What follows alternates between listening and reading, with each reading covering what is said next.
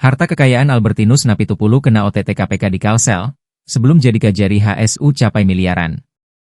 Sosok Dr. Albertinus Parlinggoman Napitupulu SHMH pernah disegani saat menjabat Kepala Kejaksaan Negeri, Kajari, Toli-Toli di Sulawesi Tengah.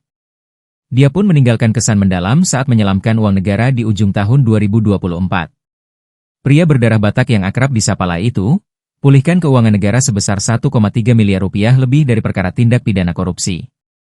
Pemulihan kerugian keuangan negara dan denda dalam perkara tindak pidana korupsi ini, terkait pada Dinas Kelautan dan Perikanan yang bersumber dari dana alokasi khusus, DA, tahun anggaran 2019 dengan terpidana Dr. Mujahidin Din, papar Albertinus kepada wartawan di Jakarta, Selasa, 12 November 2024.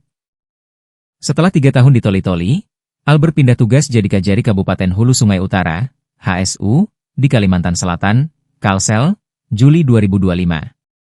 Tapi kali ini kiprahnya